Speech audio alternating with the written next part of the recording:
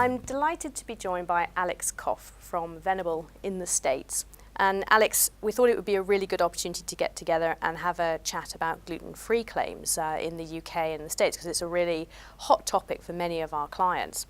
I think we've seen a real rise in things like gluten-free labelling, the prevalence obviously of people who suffer from celiac disease, but other people who are concerned about the amount of gluten that they may be consuming.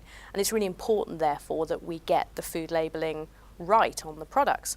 But in the UK, it's set out, it's governed by European law, and we set a level by which you can only make a gluten-free claim, which is at 20 parts per million.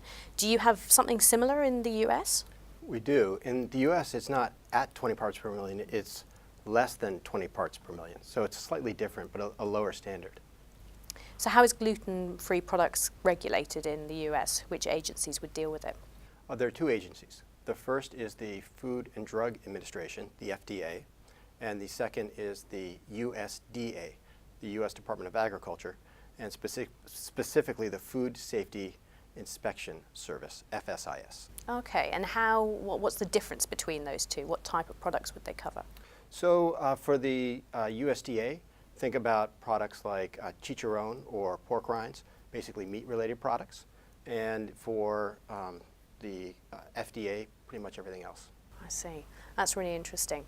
And what about labels? Is it just the case, as it is in the UK, that there's the presumption of conformity? You put a product out there on the market, if you put gluten-free on, it's assumed that you are meeting all the legal requirements. Is it the same in the US? No, it is the same for the FDA. So for the FDA, there's no pre-clearance. There's no requirement that you have to go to the FDA in advance.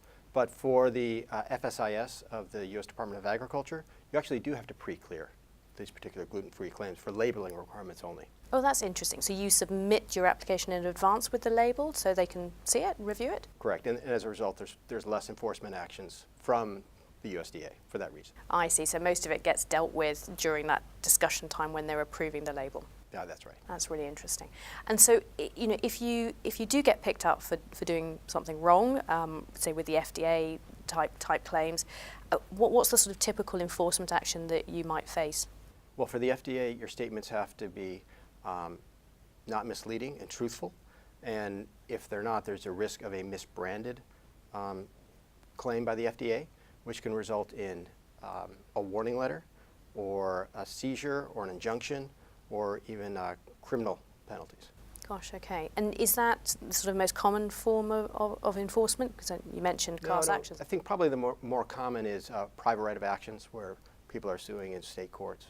You're seeing quite a bit of that in the States? There's a bit of it.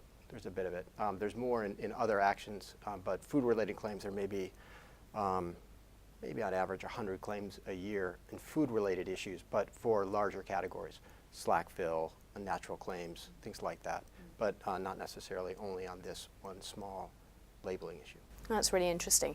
So here in the UK, if somebody labelled a product as gluten-free and it didn't meet the requirements, it would be something that would be picked up by our local authorities, by our trading standards departments, and if they decided to prosecute, then you could potentially face a criminal prosecution and actually an unlimited fine.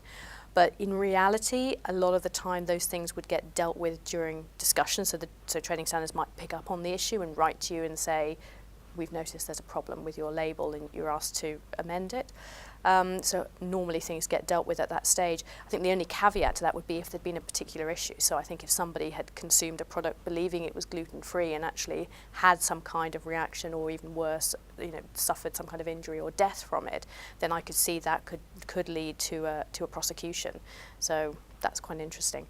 But also I think there's the advertising angle here in the UK. Certainly if you make that claim and it's misleading on an advert, then you get potentially picked up by the ASA as well. So there's sort of two routes of enforcement there.